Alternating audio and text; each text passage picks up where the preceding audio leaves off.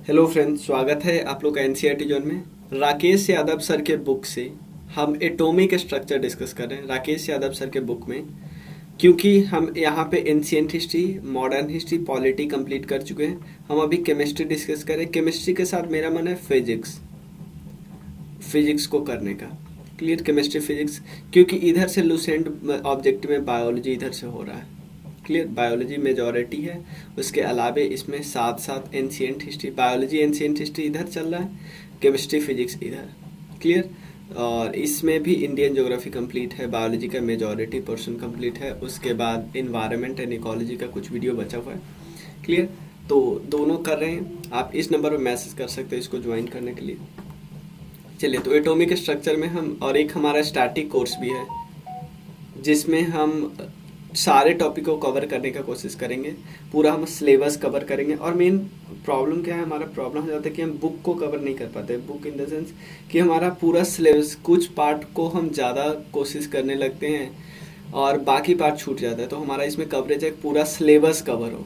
तो पूरा syllabus cover होगा कब, जब आप कंप्लीट बुक कवर करेंगे। क्लियर, तो पूरा कवर हो जाएगा। और तो इसको भी ज्वाइन करने के लिए आप इस नंबर पर मैसेज कर सकते हो। चलिए शुरू करते हैं। इसमें हम 25 तक डिस्कस कर चुके, आगे डिस्कस करते हैं। क्लियर, नेक्स्ट क्वेश्चन है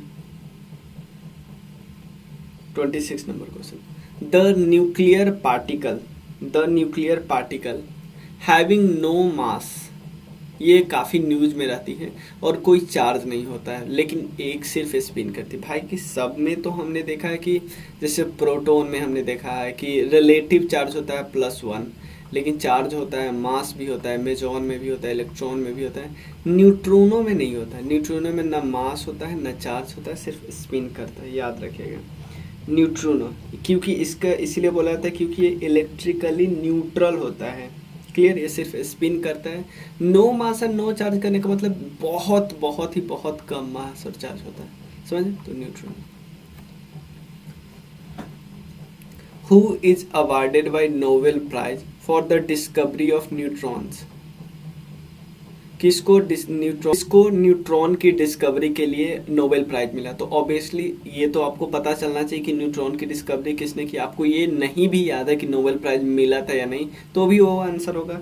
तो तीनों अवार्ड देख लेते हैं। इलेक्ट्रॉन की खोज की थी जे थॉमसन ने, ये तो हमें पता है। गोल्डस्टीन ने खोज की थी प्रोटॉन की। न्यूट्रॉन की खोज की थी चैडविक ने। चैडविक एक्चुअली सबसे लास्ट में खोज हुआ इलेक्ट्रॉन, प्रोटॉन और न्यूट्रॉन की बात, ठीक है ना, चैडविक। तो अब क्वेश्चन होता है न्यूट्रॉन हमें दिखता कैसे है? मतलब दिखता तो नहीं है इतना छोटा, सिंपल समझे। एक एटम है, एक एटम में एक सबसे पहले न्यूक्लियस होता है और उस बाहरी इलेक्ट्रॉन क्या करता है, रोटेट करता रहता है। तो जब भी हम न्यूक्लियस की बात करते हैं तो इसके अंदर दो चीज़ होता है, प्रोटॉन प्लस न्यूट्रॉन, दो चीज़ होता है। क्लियर, प्रोटॉन और न्यूट्रॉन दो चीज़ होता है। तो जब भी हम एटॉमिक नंबर की बात करते हो तो एटॉमिक नंबर किसके बराबर होता है, प्रोटॉन की। एटॉमिक मास या मास नंबर बात करते तो होता है प्रोटॉन प्लस न्यूट्रॉन के इक्वल, बराबर जोड़ के। तो क्या कोई ऐसा एटम है जिसमें न्यूट्रॉन नहीं है? सिर्फ हाइड्रोजन ऐसा है, नहीं तो उसके अलावा सब ऐसा है जिसमें न्यूट्रॉन होगा ही होगा। ठीक है ना, कोई दिक्कत नहीं। चलिए, न्यूट्रॉन एक न्यूट्रल पार्टिकल है और न्यूट्रॉन में कोई चार्ज नहीं होता है और मास होता है, ध्यान देना मास होता है, ठीक है। चलिए, और एक और चीज़ मैं बता दूं, यहाँ पे आपको मैं एक चीज़ थोड़ा बताना चाहता हूँ।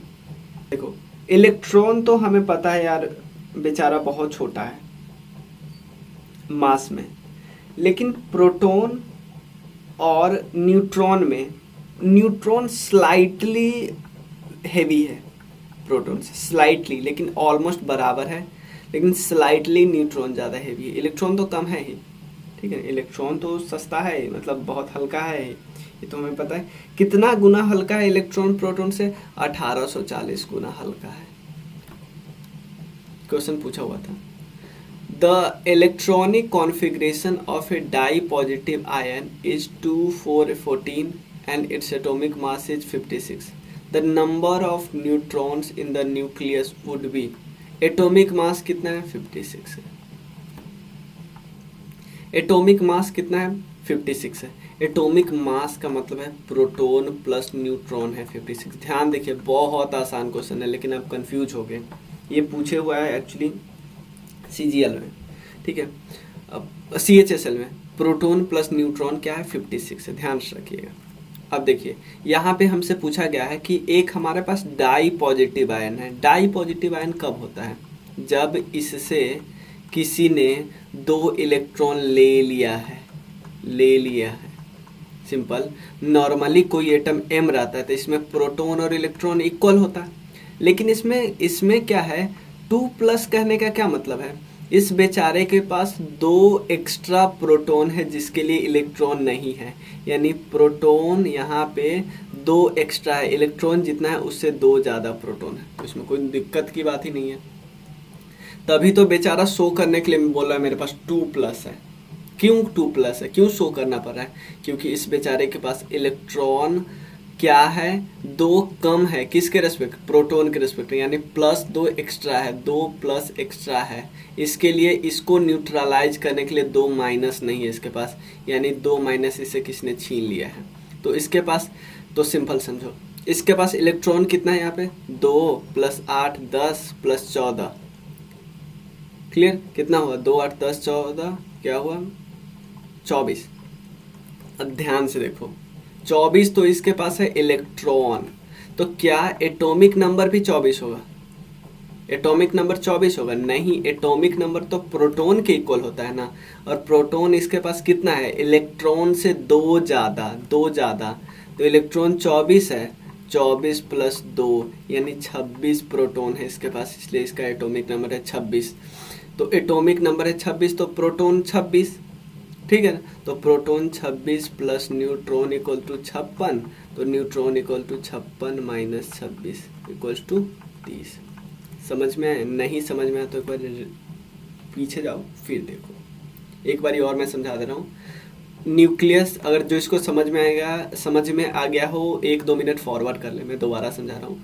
Proton plus neutron equal to 56, क्योंकि आपको पता है एटॉमिक मास या मास नंबर इक्वल टू होता है प्रोटॉन प्लस न्यूट्रॉन, क्योंकि ये दोनों न्यूक्लियस में होते हैं, ठीक है ना। तो हमें पता है, और हमें पता है कि टोटल इलेक्ट्रॉन इसके पास कितना है, 8 2 10 और 14 24 इलेक्ट्रॉन है इसके पास। लेकिन ये भी हमें पता है कि M2+ का मतलब है इसके पास 2 प्रोटॉन एक्स्ट्रा है, इलेक्ट्रॉन से 2 ज़्यादा है। तो इलेक्ट्रॉन है 24 तो प्रोटॉन कितना है 26, प्रोटॉन 26 तो एटॉमिक नंबर 26। क्लियर? तो ऐसे कोई एटम होता है, यहाँ पे एटॉमिक नंबर होता है यहाँ पे 26, तो यहाँ पे टोटल 56 है। तो ये किसके बराबर होता है, प्रोटॉन प्लस न्यूट्रॉन। तो यहाँ पे प्रोटॉन है 26, तो कितना ऐड करेंगे 56 आएगा, तो 30 ऐड करेंगे ना, तो न्यूट्रॉन 30 ऐड करेंगे तब तो 56 आएगा। यहाँ पे मैंने डिटेल में कर दिया। देखो अब नेक्स्ट है आइसोटोन का मतलब क्या होता है। आइसोटोन देखो 3 चीज समझ जाते हैं। सबसे पहले होता है आइसोटॉप। आइसोटॉप में क्या होता है, नीचे वाला, ध्यान देना, आइसोटॉप में नीचे वाला सेम होता है, ऊपर वाला डिफरेंट होता है। जैसे इस तरह से O8 16, O8 17, ऑक्सीजन 8 18। यानी आइसोटॉप में क्या होता है, atomic number same but atomic mass या मास नंबर डिफरेंट होता है, डिफरेंट। तो आपको क्या लगता है, एटॉमिक नंबर या मास नंबर डिफरेंट होने से यहाँ पे कौन सा नंबर डिफरेंट हो जाएगा, न्यूट्रॉन डिफरेंट हो जाएगा, क्योंकि प्रोटॉन तो 8 ही है, लेकिन यहाँ पे न्यूट्रॉन हो जाएगा 8, यहाँ पे न्यूट्रॉन हो जाएगा 9, यहाँ पे न्यूट्रॉन हो जाएगा 10। समझ में आना। तो आइसोटॉप कहने का मतलब यही भी हो गया कि न्यूट्रॉन डिफरेंट है। न्यूट्रॉन डिफरेंट किस तरह है, क्योंकि भाई प्रोटॉन तो सेम है, एटॉमिक नंबर सेम है, एटॉमिक मास डिफरेंट है। यानी टॉप याद रखना है कि टॉप ही सेम नहीं है। अब एक है आइसोबार। आइसोबार में क्या होता है, ऊपर वाला सेम है, उल्टा है बिल्कुल, ऊपर वाला सेम है, नीचे वाला सेम नहीं है।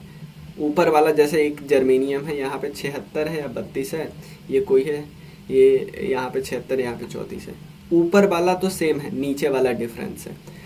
समझ में आना। ऊपर तो यहाँ पे भी न्यूट्रॉन का अलग होगा, ठीक है ना। आइसोटोन में होता क्या है, आइसोटोन मैं आपको बताता हूँ बहुत आसानी से। आइसोटोन में सेम नंबर ऑफ न्यूट्रॉन है। भाई यहाँ पे भी देखा अलग न्यूट्रॉन, यहाँ पे भी देखा अलग न्यूट्रॉन। कोई तो ऐसा होगा जहाँ पे सेम नंबर ऑफ न्यूट्रॉन होगा, क्योंकि यहाँ पे घटाओ ना, घटाओगे तो यहाँ पे आएगा 44 और यहाँ पे आया 42। न्यूट्रॉन तो 42 और 44 आया। कौन सा है भाई जिसमें न्यूट्रॉन सेम है? उसको हम बोले isotone. Tone neutron, tone neutron same, iso का मतलब सेम। और देखो यहाँ पे देखो घटाओ, न्यूट्रॉन कब आता है? जब देखो ऊपर वाला है प्रोटॉन प्लस न्यूट्रॉन, नीचे है प्रोटॉन, तो इसमें से घटाओगे तो ये माइनस हो जाएगा, न्यूट्रॉन बचेगा तो घटाओ। यहाँ 8, यहाँ 15 में से 7 गया था 8, यहाँ पे भी 8, तो ये तो मुझे सेम लग रहा है। अगला ऑप्शन देख लेते हैं, 6 7 9 8 7 8, नहीं घटा, यही आंसर करेक्ट है, आइसोटोन। क्लियर। अब देखो the unrelated member of the following group, इसमें से अनरिलेटेड कौन है? अनरिलेटेड देखो हीलियम आयन, न्यूट्रॉन, प्रोटॉन और साइक्लोट्रॉन। ध्यान देना इसमें क्या है। देखो इसमें से कौन अनरिलेटेड है? भाई हम सबको जानते हैं, helium ion, helium ion, helium पे पॉजिटिव चार्ज, प्रोटॉन न्यूट्रॉन सब तो सेम है। ये साइक्लोट्रॉन अलग है। ये साइक्लोट्रॉन तब यूज होता है, इसका एक्सेलरेटेड पार्टिकल्स वगैरह में यूज होता है, मतलब एक्सेलरेटेड चार्ज पार्टिकल है हाई एनर्जी पे, तो ये साइक्लोट्रॉन है। इसकी खोज एक्चुअली की थी अर्नेस्ट लॉरेंस ने। क्लियर ना साइक्लोट्रॉन की। एंटी पार्टिकल ऑफ इलेक्ट्रॉन, देखो मैंने इसको कई बार आपको बताया था कि पॉजिट्रॉन जो है वो एंटी पार्टिकल है। पॉजिट्रॉन, आप प्रोटॉन नहीं करना, पॉजिट्रॉन है anti particle of electron, positron. ठीक है ना, मतलब सब कुछ इलेक्ट्रॉन की तरह बिल्कुल एकदम एज इट इज, लेकिन चार्ज ऑपोजिट है, मतलब सब कुछ उल्टा है। Positron. Which two basic forces are able to provide an attractive force between two neutron? कौन सा दो बेसिक फोर्स प्रोवाइड करता है ताकि दो न्यूट्रॉन आपस में अट्रैक्ट करें? ठीक है ना, दो न्यूट्रॉन आपस में अट्रैक्ट करें। दो फोर्स होते हैं, दोनों का नाम है, एक है ग्रेविटेशनल फोर्स और एक होता है न्यूक्लियर फोर्स। ग्रेविटेशनल फोर्स और न्यूक्लियर फोर्स। एक और चीज बता देता हूँ, अगर आप पूछोगे भैया दोनों में से स्ट्रॉन्ग कौन है, न्यूक्लियर फोर्स ज्यादा स्ट्रॉन्ग है ग्रेविटेशनल फोर्स के, न्यूट्रॉन के रेस्पेक्ट में। और न्यूक्लियर फोर्स तो आपको पता है, न्यूट्रॉन प्रोटॉन और प्रोटॉन प्रोटॉन के बीच भी अट्रैक्ट लगता है। ठीक है ना, कोई दिक्कत नहीं। अब नेक्स्ट है कैथोड रेज क्या है। देखो एक डिस्चार्ज ट्यूब होता है, मतलब मैं फिर से बताता हूँ, इधर होता है कैथोड, कैथोड, इधर होता है एनोड। ठीक है, बाकी मैं इधर नहीं बना रहा हूँ, यहाँ पे हाई वोल्टेज जनरेटर होता है। ठीक है, तो कैथोड रे से क्या होता है, इलेक्ट्रॉन क्या होता है, एमिट करता है। ये याद रखना, इधर निगेटिव इधर पॉजिटिव, एमिट करता है इलेक्ट्रॉन। तो यही है कैथोड रेज क्या है, ये स्ट्रीम्स ऑफ इलेक्ट्रॉन है। एनोड रेज के बारे में पूछा जाए तो स्ट्रीम ऑफ, ये इसमें अब बोलेंगे प्रोटॉन है। सिंपल है, कोई दिक्कत नहीं है। चलिए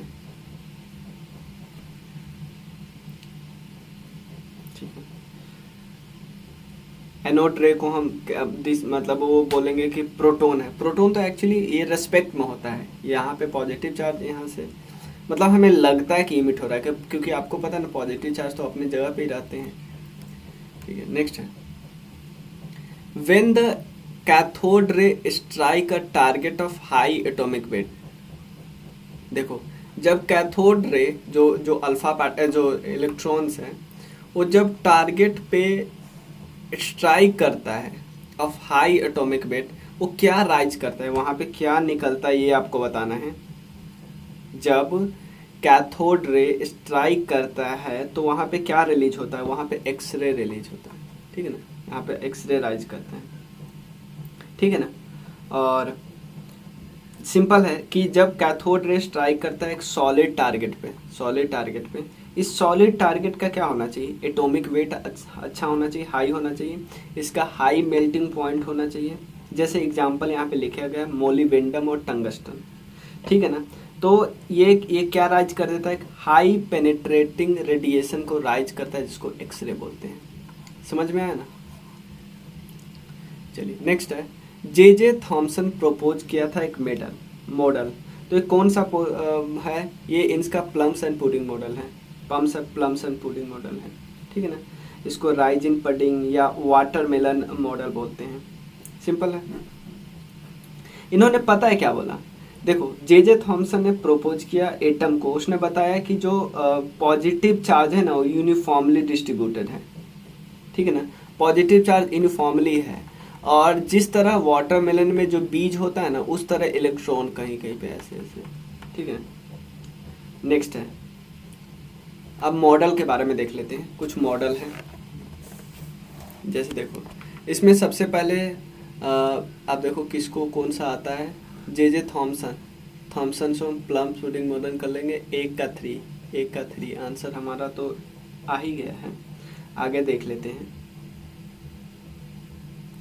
एक डी ऑप्शन भी मैं देख लेता हूँ क्या है। डी ऑप्शन है ए का 3, बी का 2, सी का 4, डी का 1, ठीक है। तो ए का 3 यानी 2 ऑप्शन गया है, अभी भी इन दोनों की प्रोबेबिलिटी सही होने की, ठीक है ना। उसके अलावे रदरफोर्ड मॉडल है न्यूक्लियर थ्योरी की, तो बी का 2 ये तो नहीं होगा, बी का 2।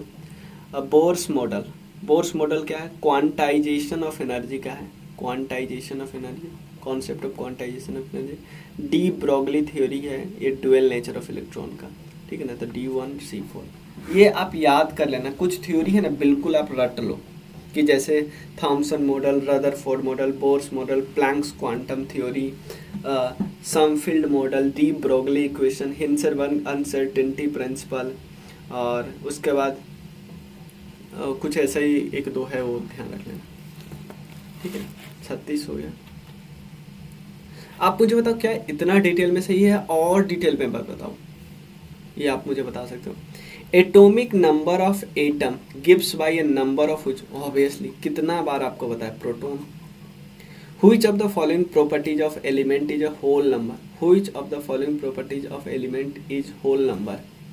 कौन सा पूर्ण संख्या होता है, होल नंबर का होता है ना पूर्ण संख्या, जैसे 1 2 3 4 5 6, ऐसा नहीं कि 2.5 3.5 7, ऐसे नहीं। तो एटॉमिक नंबर ही तो ऐसा होता है, क्योंकि एटॉमिक नंबर किसके इक्वल होता है, प्रोटॉन के, और प्रोटॉन एक होल नंबर है। जिसका एटॉमिक नंबर 29 है, इज रिलेटेड टू, तो सबसे पहले आपको ये याद होना चाहिए। चलिए मैं देखता हूँ वो किस ब्लॉक, यहाँ पे है एटॉमिक नंबर जो 29 है वो किस ब्लॉक में होगा, S block, P block, D block, F block. तो 29 है, तो सबसे पहले इलेक्ट्रॉनिक कॉन्फ़िगरेशन हमें पता होना चाहिए, 1s2 2s2 2p6 3s2 3p6, कितना हुआ 2 2 4 6 10 2 12 6 18, 3p6 के बाद 3d10 18 10 28, और एक 4s1, तो किस ब्लॉक में होगा, ऑब्वियसली डी ब्लॉक में होगा, ठीक है। जो देखो डी ब्लॉक का बोलते हैं जो लास्ट वाला सबसे मैक्सिमम जिसमें होता है ना वही बोलते हैं। ऐसा नहीं कि आप बोलोगे भाई या फिर से इसमें आ गया, नहीं ऐसे नहीं। डी अगर एक बारी एफ हो जाता तो आप एफ ब्लॉक बोलते हैं, अगर यहीं पे खत्म हो जाता तो आप पी ब्लॉक बोलते हैं, ठीक है ना। कैल्शियम एटम को किस तरह लिखा जाता है, कैल्शियम, तो आप सबसे पहले यहाँ पे नियोन और कैल्शियम को, या नियोन और कैल्शियम वगैरह का आपको, यहाँ पे कैल्शियम है, हाँ, इस सब को आपको पता होना चाहिए इलेक्ट्रॉनिक मतलब इन नंबर, ठीक है ना।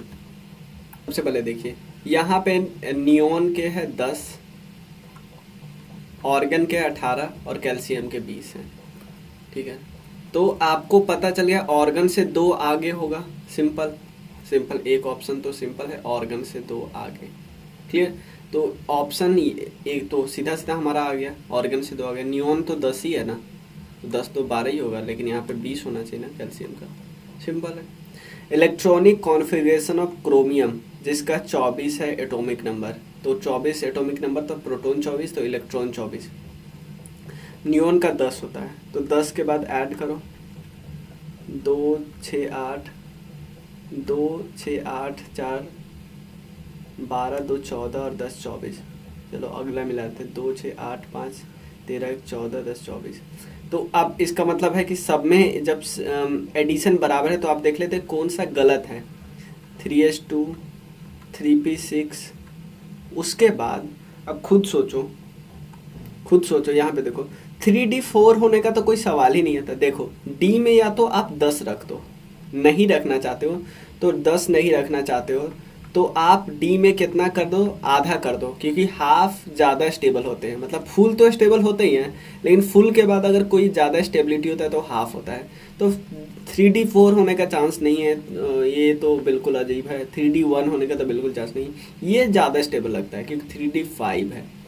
तो आपको पूरा याद नहीं करना है। आप देखो स्टेबिलिटी थोड़ा थोड़ा बता दो, इसलिए प्रीवियस ईयर क्वेश्चन ज़्यादा इंपॉर्टेंट हो जाता है।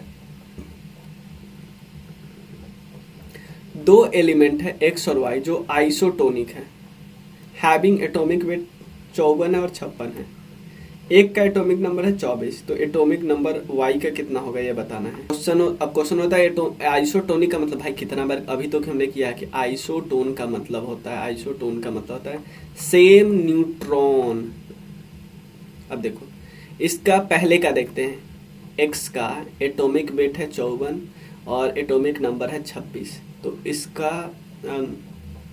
मतलब इसका न्यूट्रॉन कितना होगा, न्यूट्रॉन कितना होगा इसका, 54 में से 26 गया तो 28। क्लियर, तो इसके पास भी न्यूट्रॉन 28 होगा, 56 में से 28 गया न्यूट्रॉन तो कितना बचा, ये बचा 28, तो प्रोटॉन इसके पास बचा 28, तो प्रोटॉन 28 तो एटॉमिक नंबर 28, तो आंसर आ गया हमारा। ऐसे पूछते हैं, जैसे पिछले साल ही पूछा था बीपीएससी एसएससी, इस समय पूछते हैं what is the formula of potassium ion. देखो पोटेशियम को नोवेल स्टेट में लाना है, तो पोटेशियम का पहले एटॉमिक नंबर कितना होता है 19। क्लियर, ये थोड़ा बहुत आपको पता होना चाहिए। तो 19 होता है, तो नोबेल स्टेट का मतलब ऐसा कर दो कि भाई एकदम खुश हो जाए, स्टेबल रहे। तो 19 सबसे पहले आप देखो स्टेबिलिटी के निकले कितने, 2 8 10 8 18 19, आउटर में एक है, एक हटा दो, एक इलेक्ट्रॉन इसको दे दो किसी को, तो एक इलेक्ट्रॉन देने के बाद ये शो कैसा करेगा, के प्लस, क्योंकि एक प्रोटॉन ज़्यादा हो गया ना। नॉर्मली क्या होता है, प्रोटॉन इक्वल टू इलेक्ट्रॉन, एक इलेक्ट्रॉन आपने दे दिया तो इसके पास एक प्रोटॉन एक्स्ट्रा बच गया, तो दिखाएगा दुनिया को कैसे, के प्लस। भाई प्लीज ये सब आप समझ ही लेना, ये सब याद करने का कोशिश नहीं करना। क्लियर, और 44 का एटॉमिक नंबर ऑफ हाइड्रोजन हमें पता है 1। क्लियर, कोई दिक्कत नहीं। हाइड्रोजन के 3 आइसोटोप है, एक का नाम है प्रोटियम, एक का नाम है ड्यूटेरियम और एक का नाम है ट्रिटियम। क्या नाम है, protium, deuterium and tritium. Protium के पास कितना होता है, प्रोटियम के पास एक एटॉमिक नंबर होता है, एटॉमिक मास 2 होता है, और उसके बाद सॉरी एक एटॉमिक नंबर एक एटॉमिक मास, उसके बाद ड्यूटेरियम के पास एक atomic number 2 atomic mass, tritium के पास ये है ट्रिटियम, ये है डाइटीरियम, ये ट्रिटियम, एक है ये तो बिल्कुल प्रोटियम, एक हाइड्रोजन नंबर 2 एटॉमिक मास। तो अब मैं आपसे पूछना चाहता हूँ क्या हाइड्रोजन के तीनों आइसोटोप में न्यूट्रॉन नहीं होते हैं, क्या हाइड्रोजन के तीनों आइसोटोप में न्यूट्रॉन नहीं होते, क्योंकि मैंने आपको बताया था हाइड्रोजन में न्यूट्रॉन नहीं होते, लेकिन हाइड्रोजन के सिर्फ इसमें न्यूट्रॉन नहीं होते, प्रोटियम में, इसमें है ना, गिनो ना, देखो यहाँ 1 है प्रोटॉन, ये है atomic mass, proton plus neutron, तो यहाँ पे 1 न्यूट्रॉन आया ना, यहाँ पे ये 3 है, यहाँ में न्यूट्रॉन 1 + 2, यहाँ पे न्यूट्रॉन 2 आया। तो समझ में ना, हाइड्रोजन के सिर्फ प्रोटियम वाले आइसोटोप में ही न्यूट्रॉन नहीं होता है, याद रखना। Atomic number of which of the following element is greater than magnesium. भाई देखो ये तो आपको बिल्कुल याद करना होगा, ठीक है ना, कि किसका मैग्नीशियम से ज़्यादा होता है। तो आप एक बारी सबका देख लो, नियोन का होता है 10, फ्लोरीन का होता है 9, एटॉमिक नंबर का मतलब number of proton, clear, sodium का 11 और एल्युमिनियम का 13। अब देखो अब मैग्नीशियम का कितना होता है, मैग्नीशियम का होता है 12, तो किसका ज़्यादा है, तो aluminium. Atomic number of which of the following element is greater than aluminium, aluminium का कितना होता है 13, क्लियर, नियोन 10, सोडियम 11। तो आपको नंबर भी देगा ना, तो ऐसे नहीं देगा फालतू फालतू। फॉस्फोरस का 15, तो हमें पता चल गया phosphorus. Atomic number of which of the following element is greater than phosphorus, 15, aluminium कितना है 13, और मैग्नीशियम 12, क्लोरीन 17, और उसके बाद ये कौन है, एल्युमिनियम 13। ठीक है ना। तो लिख ही दिए थे। फॉस्फोरस से, फॉस्फोरस का कितना होता है, फॉस्फोरस का 15, तो फॉस्फोरस से ज़्यादा तो क्लोरीन। भाई ये देख लेना, नियोन से ज़्यादा है, सिंपल इसके होते हैं मैग्नीशियम के 10 होते हैं ना, इसी के ज़्यादा है ना 12। Atomic number of which of the following is silicon greater than that of silicon, ये कर लेना खुद से, ठीक है। मैं इसका बता दे रहा हूँ, आंसर तो बता दूँ, ये है सल्फर। जिंक से ज़्यादा, जिंक से ज़्यादा, आप एक बार पीरियोडिक टेबल उल्टा लेना। जिंक से ज़्यादा किसका होता है, ब्रोमीन का, ठीक है ना। तो यहीं तक रहने थे, तो इसका ये मैं बता दे रहा हूँ 51 का प्लेटिनम। तो एक चीज़ बता रहा हूँ, आप इस कोर्स को ज्वाइन कर सकते हैं, इसको मैं पब्लिक कर रहा हूँ ताकि आप लोग बहुत ज़्यादा शेयर कर सको। आप लोग शेयर नहीं करते हो, ना शेयर करते हो, ना सब्सक्राइब करते हो, फिर कैसे चलेगा ना। क्लियर। तो आप करना, शेयर करना, और आप बताना कि इससे ज़्यादा और समझाया जाए या कम। आप दो ये नंबर याद रख लेना, इस पर आप मैसेज कर सकते हो, ठीक। ये दोनों, ये है, ये दो कोर्स। चलिए मिलते हैं, थैंक यू सो मच।